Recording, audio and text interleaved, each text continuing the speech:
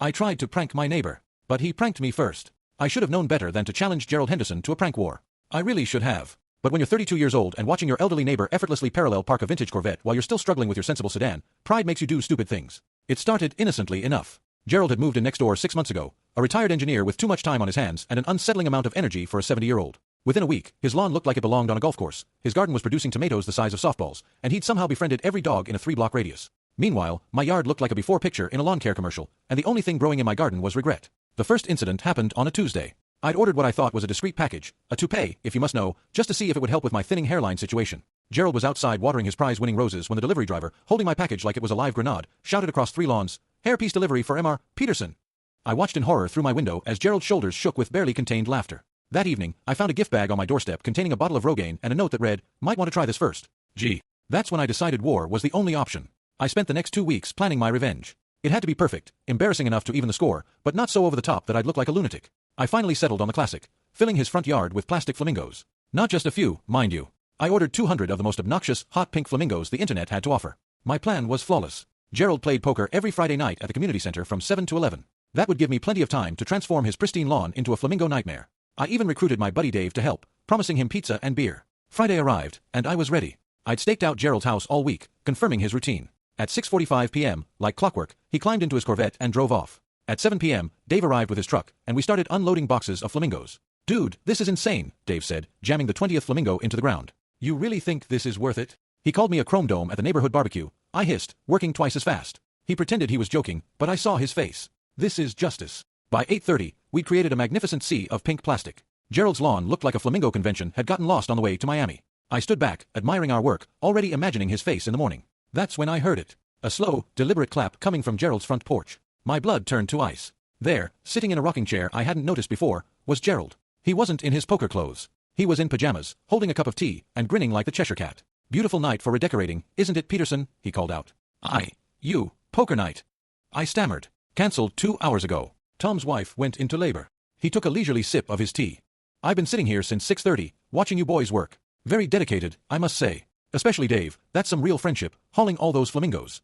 Dave, traitor that he is, was already backing toward his truck. "I gotta go. My cat is on fire. Bye." He peeled out of there like he was fleeing a crime scene, leaving me alone with 200 plastic flamingos and a very amused elderly man. "Well," Gerald said, standing up and stretching, "since you've already done the hard work, might as well leave them up. I'll tell the HO it's an art installation. But you should probably head home now. Big day tomorrow." "Big day?" I asked suspiciously. "Oh, you'll see." His smile widened. "You'll definitely see. I barely slept that night." What did he mean by big day?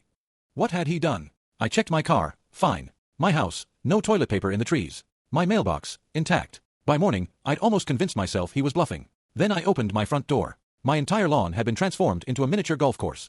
Not a cheap one either, this was elaborate. There were windmills, loop-de-loops, a tiny castle, and a water feature with a working fountain. In the center of it all stood a massive sign, "Peterson's Party Palace, grand opening today, free admission."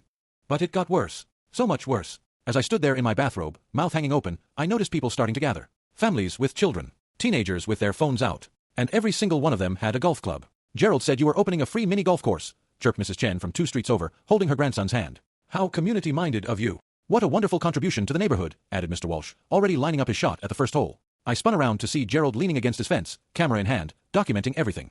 Next to him was a professionally printed flyer with a photo of me that he'd clearly taken from the neighborhood directory. "Peterson's Party Palace, free mini golf, every Saturday, BYOC, bring your own club."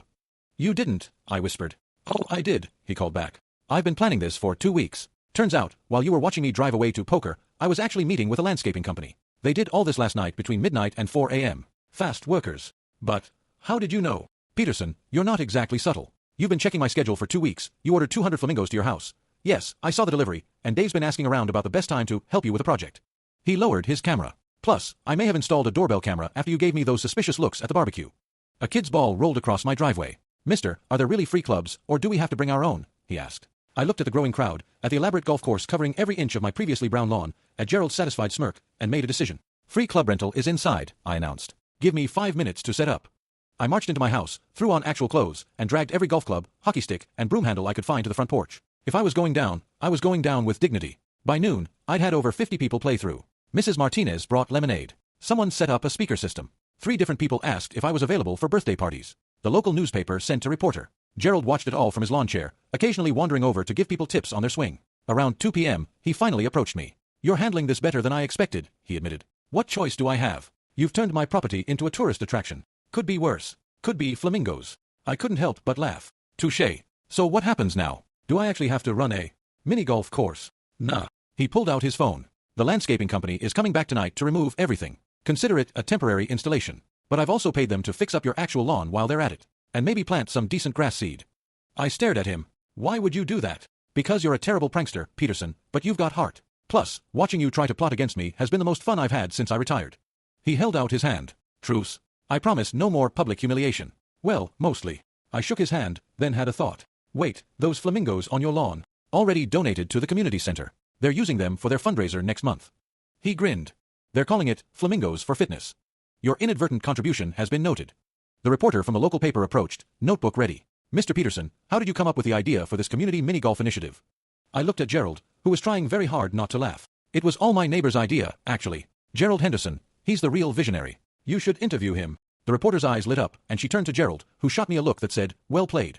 For the next 20 minutes, I watched him try to explain the mini-golf course without revealing it was actually an elaborate prank while I served lemonade and pretended to be a civic-minded neighbor. By evening, the crowd had dispersed, and the landscaping team had arrived to dismantle everything. Gerald and I sat on my front steps, watching them work. You know what the really crazy thing is?